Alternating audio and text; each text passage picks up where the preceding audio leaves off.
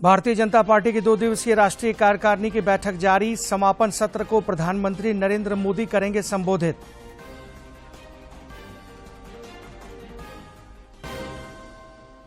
मुख्यमंत्री हेमंत सोरेन की खतियानी जोहार यात्रा का दूसरा चरण आज कोडरमा से होगा शुरू। केंद्रीय राज्य मंत्री राव साहेब पाटिल दानवे आज से साहेबगंज के 2 दिवसीय दौरे पर। कैशकांड मामले में विधायक नमन विक्सल कोंगाड़ी को आज ईडी के समक्ष होना है पेश। स्वास्थ्य और निजी कारणों से इरफान अंसारी और राजेश कच्छप अब तक नहीं हुए हैं पेश। और नक्सलियों के खिलाफ चलाए जा रहे राज्यव्यापी अभियान में पुलिस को एक और सफलता। दुमका में भारी मात्रा में जिलेटिन और विस्फोटक सामग्री बरामद।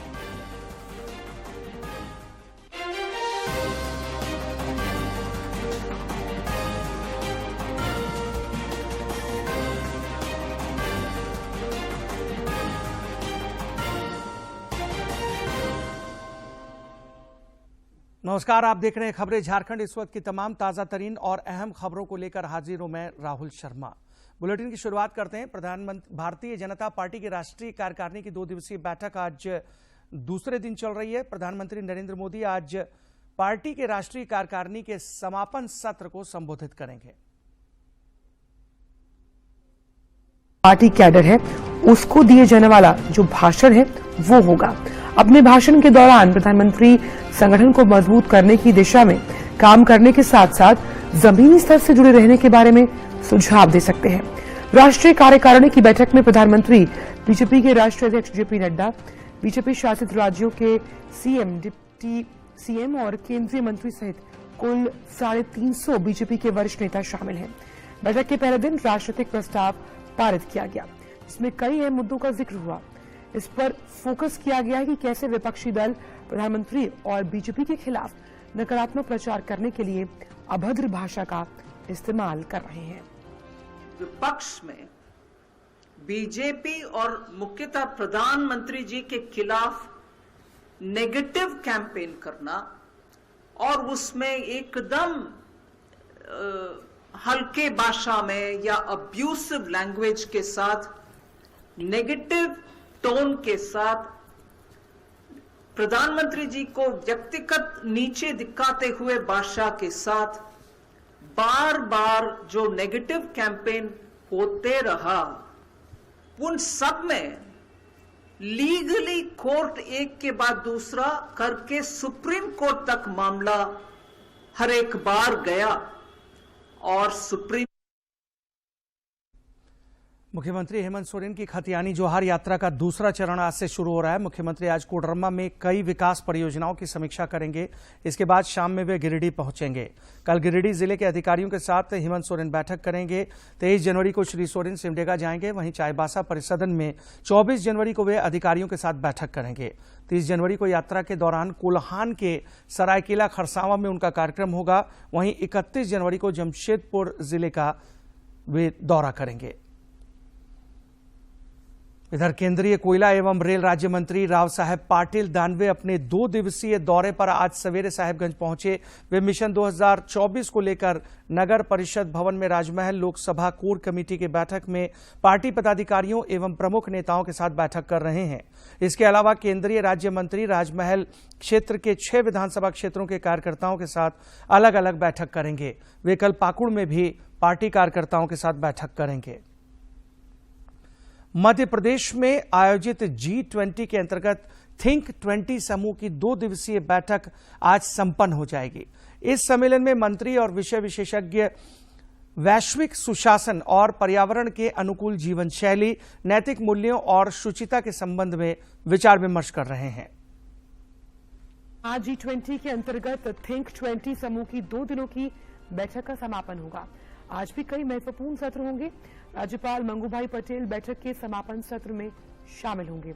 2 दिन की बैठक में दुनिया भर के मंत्री और विषय विशेषज्ञ वैश्विक सुशासन और पर्यावरण के अनुकूल जीवन शैली, नैतिक मूल्यों और शुभता के संबंध में विचार विमर्श कर रहे हैं। थिंक 20 सम्मेलन का उद्घाटन कल मुख्यमंत्री शिवराज सिंह चौहान ने किया था। इसके अलावा बैठक में शामिल मेहमान विश्व प्रसिद्ध सांची के स्तूप का भ्रमण करेंगे। कैशकांड मामले में विधायक नमन विक्सल कोनगाड़ी को आज ईडी के समक्ष पेश होना है। श्री कोनगाड़ी को ईडी के रांची स्थित क्षेत्रीय कार्यालय में उपस्थित होने को कहा गया है। इससे पहले विधायक इरफान अंसारी और राजेश कच्छप को भी ईडी ने तलब किया था, लेकिन वे स्वास्थ्य और अन्य कारणों का हवाला देते हुए ईडी के समक्ष पेश नहीं हुए हैं। हालांकि दोनों विधायकों ने ईडी के समक्ष 2 सप्ताह का समय मांगा है, जबकि ईडी ने अभी तक उनके आग्रह पर कोई विचार नहीं किया है। गौरतलब है कि इस मामले में तीनों विधायकों को करीब 50 लाख रुपए के साथ कोलकाता से गिरफ्तार किया गया था। बहरहाल बढ़ते हैं अगली खबर की तरफ। भाजपा विधायक दल के नेता बाबूलाल मरांडी ने मुख्यमंत्री हेमंत सोरेन से पूछा है कि आखिर निलंबित आईएएस अधिकारी पूजा सिंघल पर पीआर एक्ट के तहत मामला दर्ज करने से उन्हें कौन रोक रहा है। श्री मरांडी ने सोशल मीडिया में लिखा कि पूजा सिंघल पर प्रिवेंशन ऑफ करप्शन एक्ट में मामला दर्ज करने का आदेश देने वाली फाइल पर मुख्यमंत्री ने कोई कार्रवाई नहीं की है। इधर प्रधानमंत्री नरेंद्र मोदी आगामी 27 जनवरी को परीक्षा पे चर्चा कार्यक्रम के जरिए विद्यार्थियों, अभिभावकों और शिक्षकों के साथ संवाद करेंगे। इसे लेकर विद्यार्थियों में उत्साह देखा जा रहा है। चर्चा 2020 का पार्ट थीम है, उसमें हमें हमारे honourable prime minister mister Narendra Modi ji से बात करने का मौका मिला था। हम उनसे कोई भी डायरेक्टली क्वेश्चन कर सकते थे और जस्ट वहाँ पे राइट टाइम पे हमें मोदी जी का रिप्लाई मिल रहा था, जो कि हमारे बहुत सारे क्वेश्चन थे। हम अपनी पूरी क्यूरियोसिटी लेके मोदी जी के पास गए थे एंड उन्होंने हर चीज़ का हमें बहुत अच्छे तरीके से एक्सप्लेनेशन दिया, बहुत अच्छे तरीके से सेटिस्फाइड आंसर दिए, जिससे हम बहुत सेटिस्फाइड थे एक्चुअल में। एंड देन उसके बाद उन्होंने हमें आंसर करते हुए बहुत सारी चीज़ें बताई, बहुत सारी अच्छी बातें बताई, लाइक डिसिप्लिन कितना इम्पोर्टेंट है हमारी लाइफ में। अगर हम मार्क्स के लिए स्ट्रेस ले रहे हैं तो आप ज्ञान, नॉलेज के पीछे नहीं भाग रहे हैं, लेकिन अगर आप एक्साइटेड हैं तो आप नॉलेज गेन कर रहे हैं और नॉलेज ही गेन। केंद्रीय गृह मंत्रालय आज से आइकॉनिक सप्ताह मना रहा है। देश की स्वतंत्रता के 75 वर्ष पूरे होने और नेताजी सुभाष चंद्र बोस की 126वीं जयंती के अवसर पर इसका आयोजन किया जा रहा है। का अमृत महोत्सव प्रगतिशील भारत के 75 वर्ष पूरे होने और देशवासियों, संस्कृति और उपलब्धियों के गौरवशाली इतिहास को याद कर उन पर गौरवान्वित महसूस करने के लिए भारत सरकार ने ये पहल की है। 23 जनवरी को पोर्ट ब्लेयर में एक भव्य कार्यक्रम में इसका समापन होगा, जिसमें गृह मंत्री अमित शाह मुख्य अतिथि होंगे। प्रधानमंत्री नरेंद्र मोदी ने 75वें स्वतंत्रता दिवस के अवसर पर अपने भाषण में सभी देशवासियों से अपनी विरासत पर गर्व करने का आह्वान किया था। भारत का एक समृद्ध और गौरवशाली इतिहास है, जो इसके वीरों की अदम्य वीरता, शौर्य, बलिदान, तपस्या, युद्ध और विजय की गाथाओं से भरा है। भारत माता के ऐसे ही महान सपूतों में से एक नेताजी सुभाष चंद्र बोस थे, जिनके स्वतंत्रता आंदोलन में योगदान ने भारत की अनेकों पीढ़ियों को प्रेरित किया और देशवासियों में गर्व की भावना पैदा की। आइकॉनिक इवेंट्स सप्ताह के दौरान मणिपुर, नागालैंड, गुजरात, उड़ीसा, पश्चिम बंगाल, अंडमान और निकोबार द्वीप समूह में नेताजी सुभाष चंद्र बोस के जीवन और स्वतंत्रता संग्राम में उनके योगदान से जुड़े स्थानों पर अनेक कार्यक्रम आयोजित किए जाएंगे। नक्सलियों के खिलाफ चलाए जा रहे राज्यव्यापी अभियान में पुलिस को एक और सफलता हाथ लगी है। दुमका पुलिस और एसएसबी के संयुक्त अभियान में नक्सलियों द्वारा भारी मात्रा में छुपा कर रखे गए विस्फोटक सामग्रियों को बरामद किया गया है। पुलिस अधीक्षक अंबर लकड़ा और एसएसबी कमांडेंट एमके पांडे ने बताया कि पुलिस और एसएसबी की यह संयुक्त कार्रवाई शिकारीपाड़ा थाना क्षेत्र के करकट्टा गांव के जंगलों में की गई, जहां नक्सलियों ने बड़ी वारदात को अंजाम देने के लिए भारी मात्रा में विस्फोटक छिपाकर रखा था।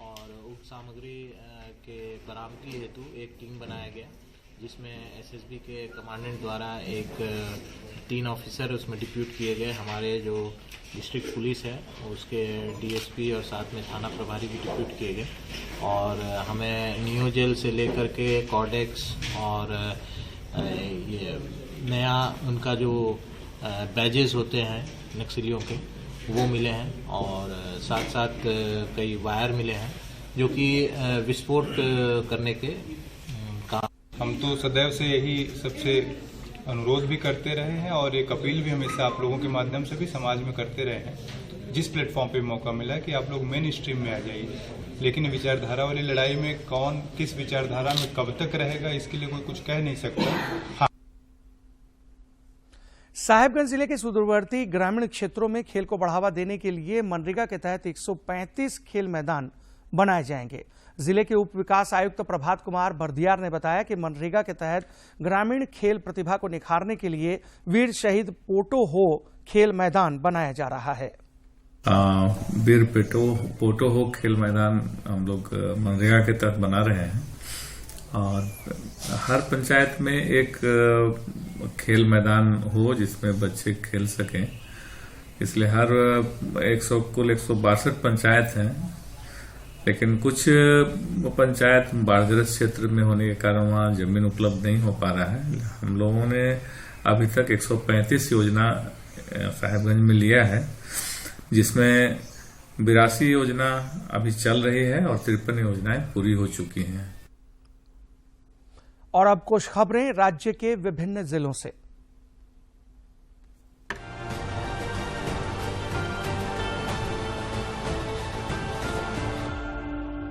रांची विश्वविद्यालय के पूर्व सीनेट सदस्य डॉक्टर भीम प्रभाकर ने राजभवन में राज्यपाल रमेश बैस से शिष्टाचार मुलाकात की।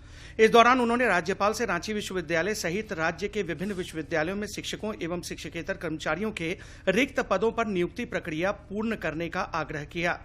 रांची के उपायुक्त राहुल कुमार सिन्हा ने कृषि से संबंधित कार्यों की समीक्षा बैठक की और संबंधित पदाधिकारियों को कई दिशा निर्देश दिए।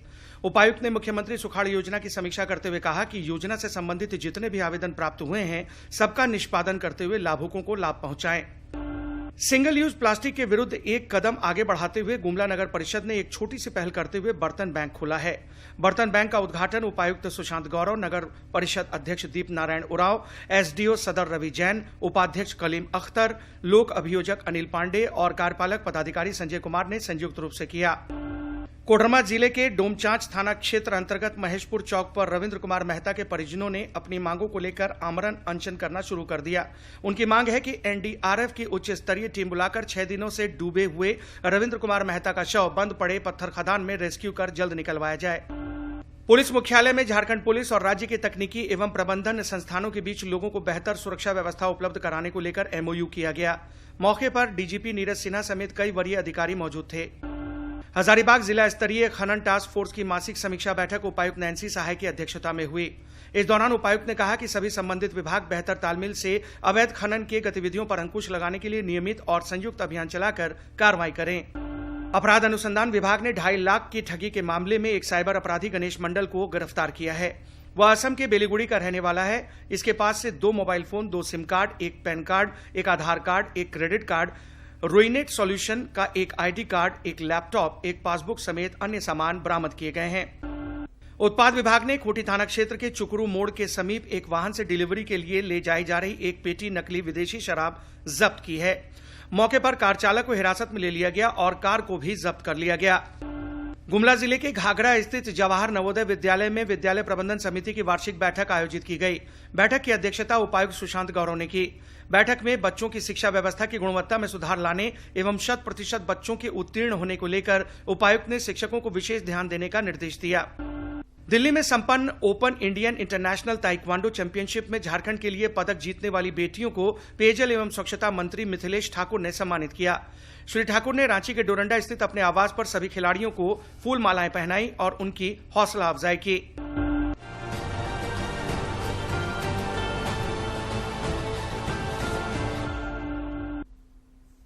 प्रधानमंत्री नरेंद्र मोदी इस महीने की 29 तारीख को मन की बात कार्यक्रम के 100वें एपिसोड के जरिए देशवासियों को संबोधित करेंगे। प्रधानमंत्री ने लोगों से आग्रह किया है कि वे नए भारत के निर्माण से जुड़ी अपनी प्रेरक कहानी और उपलब्धि भेजें। आम लोग अपने सुझाव 1800117800 पर रिकॉर्ड कर सकते हैं। केंद्र सरकार लगातार कौशल प्रशिक्षण कार्यक्रमों के माध्यम से लोगों को हुनरमंद बनाकर स्वरोजगार को बढ़ावा देने का कार्य कर रही है। बैंक ऑफ इंडिया और आर शेट्टी के संयुक्त प्रयास से खूंटी में बेरोजगार महिलाओं को 10 दिवसीय आवासीय प्रशिक्षण दिया जा रहा है। खूंटी के बिरहू स्थित स्टार स्वरोजगार प्रशिक्षण केंद्र में चल रहे 10 दिवसीय आवासीय प्रशिक्षण में महिलाओं को स्वावलंबी बनाने के लिए उन्हें मशरूम उत्पादन की बारीकियों से अवगत कराया जा रहा है। इस दौरान प्रशिक्षक ने 30 महिलाओं को ऑयस्टर और बटन मशरूम के उत्पादन का तरीका बताया। साथ ही यह भी बताया कि मशरूम उगाने का सही समय जनवरी-फरवरी होता है। के लिए यहाँ आए हैं और सभी को यहाँ एकजुट होकर हम लोग पुआल का कटिंग किए। पुआल का कटिंग करने से 2 से 4 इंच कटिंग किए। उसके बाद में एक ड्राम लाए, ड्राम में पानी भरे 200 लीटर और उसमें फॉर्बेनिंग और बेबेस्टिंग डाल के घोल दिए। घोलने के बाद में क्या बोलते हैं पुआल को 12 से 14 घंटा के लिए फूलने के लिए छोड़ दिए। इसमें फिर 4 तह करके भरे, इसे एक तह ऐसा भरे, फिर इसमें बीज डालते गए, फिर एक तह भरते गए, 4 तह किए। 4 तह करने के बाद फिर इसको पैकिंग बंद कर दिए। और अभी और कितने दिन में ये निकल आएगा? ये तो 15 दिन के बाद में हम लोग बाद में इसको टांगेंगे। इसको 30 दिन में पूरा निकल जाए। प्रशिक्षक से जानकारी हासिल करके प्रशिक्षु महिलाओं ने एक पैकेट मशरूम उगाने का पैकेट भी तैयार किया। उन्होंने कहा कि आवासीय प्रशिक्षण से उन्हें काफी लाभ मिल रहा है तथा वे मशरूम उत्पादन के तौर तरीकों से अवगत हो रही हैं। उसको 18 घंटा रहने दिए, फिर उसके बाद में पुआल को निकाले, फिर तिरपाल में सुखाए। नमी का जांच करने के लिए एक मुट्ठी में ली और नमी का जांच किए तो उसमें पुआल को लेके किए तो उसमें पानी का बूंद नहीं गिरना चाहिए। तब हम लोग समझ जाएंगे कि इसमें पुआल का स्पाइनिंग के लिए अब तैयार हो गया है। प्रशिक्षण के बाद इच्छुक महिलाओं को स्वरोजगार के लिए बैंक ऑफ इंडिया से लोन भी स्वीकृत कराया जाएगा। बैंक से लोन लेकर ये महिलाएं मशरूम उत्पादन के व्यवसाय को आगे बढ़ा सकेंगी। और 10 दिन का ट्रेनिंग के समापन के बाद इन लोगों को हम लोग बैंक से जोड़ेंगे भी, ऋण भी दिलवाने का हम लोग काम करेंगे। और जो लोग इच्छुक हैं बैंक से ऋण लेने के लिए, वो बैंक से ऋण प्राप्त करके अपने स्वरोजगार के लिए अपने काम को आगे बढ़ाएंगे। देश के विकास में महिलाओं की सहभागिता काफी अहम है। ऐसे में महिलाओं को स्वावलंबी बनाने के लिए उन्हें प्रशिक्षण कार्यक्रमों से जोड़ा जाना आने वाले समय में मील का पत्थर साबित हो सकता है। खूंटी से ज्योत्सना की रिपोर्ट। ठंड में मछली पालकों को भी कई चुनौतियों का सामना करना पड़ता है। मछलियों को बढ़ते ठंड के दुष्प्रभाव से बचाने के लिए मत्स्य पालकों को भी सचेत रहने की जरूरत है।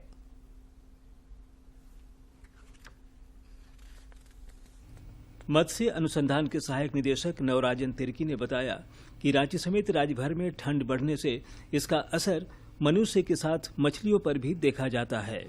माना जाता है कि मछलियों के उचित ग्रोथ के लिए एक समान टेम्परेचर होना बहुत ही जरूरी होता है, लेकिन ठंड के दिनों में जलाशय, बायोफ्लॉक या फिर केज में पाली जाने वाली मछलियों को भी अत्यधिक ठंड का सामना करना पड़ता है।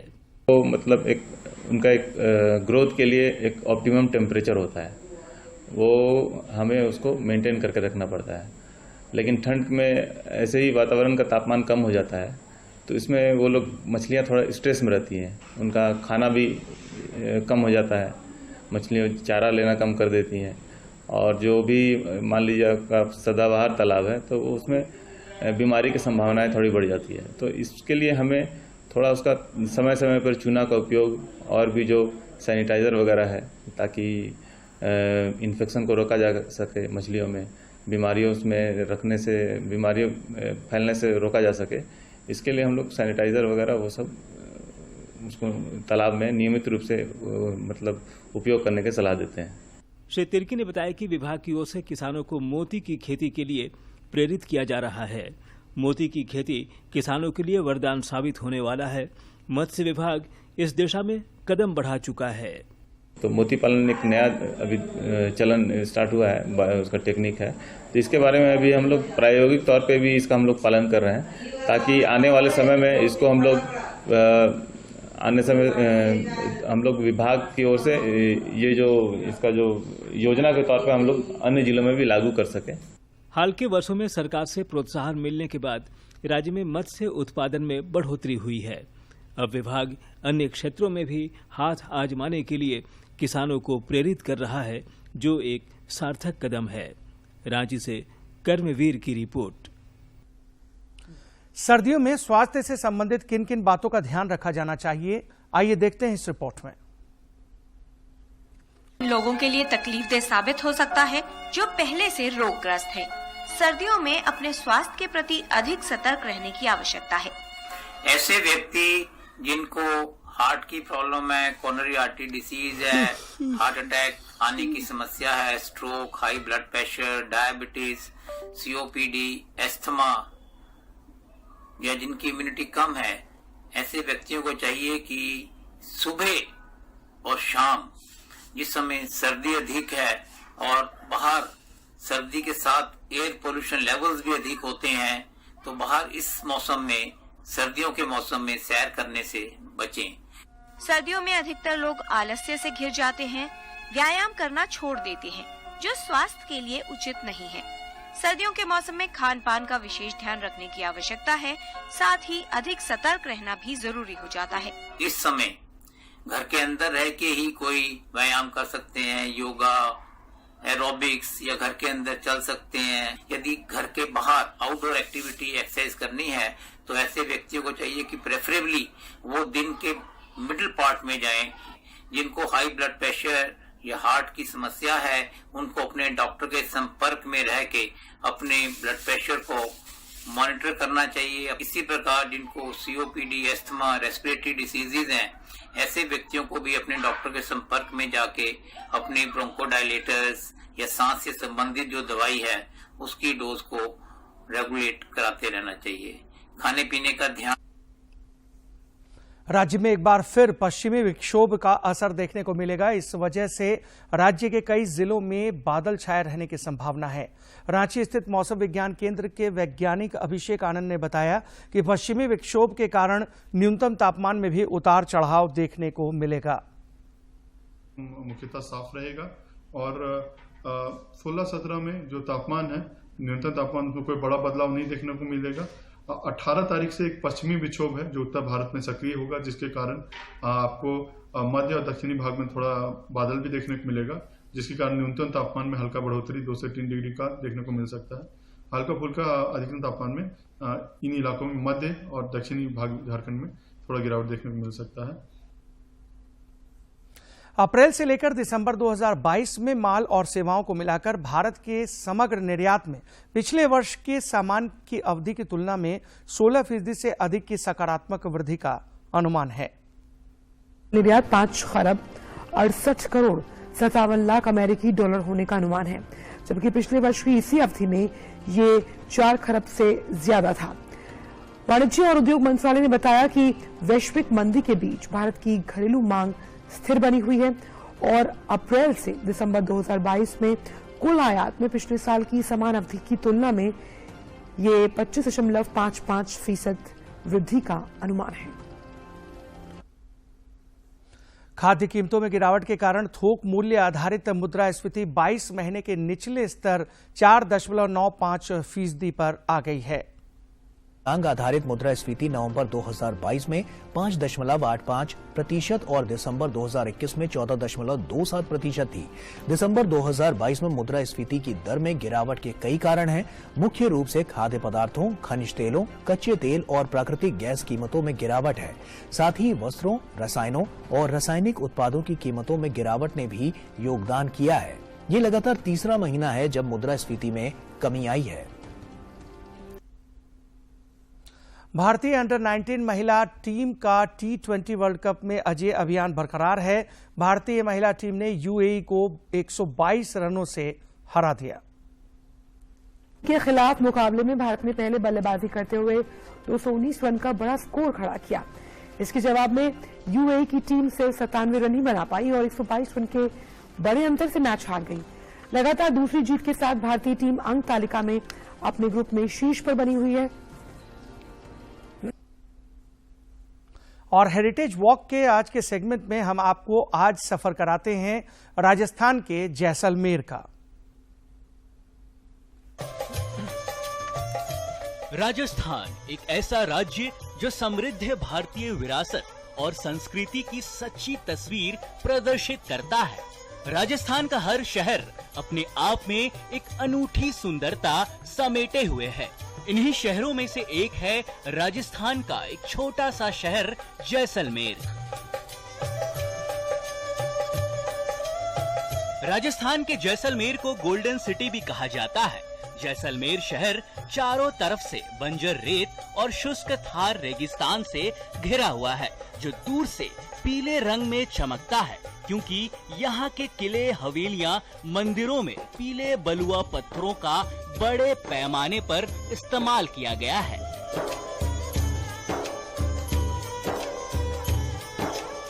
जैसलमेर का इतिहास और सुंदरता पर्यटकों को मंत्रमुग्ध कर देते हैं। इस खूबसूरत शहर के आसपास कई आकर्षण केंद्र है, चाहे वह जैसलमेर किले और पटुओं की हवेली की भव्यता हो, जैन मंदिरों की शांति हो, या फिर जैसलमेर के रेगिस्तान के सूर्योदय और सूर्यास्त के मंत्रमुग्ध कर देने वाले दृश्य हो।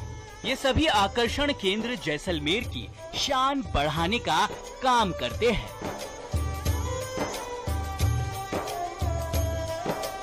जैसलमेर की संस्कृति, इतिहास और यहाँ के मनमोहक दृश्य हर साल लाखों पर्यटकों को अपनी ओर आकर्षित करते हैं। Bureau report, DD news. और इस बुलेटिन में मेरे साथ फिलहाल इतना ही। दीजिए इजाजत, लेकिन चलते चलते एक नजर अब तक की सुर्खियों पर।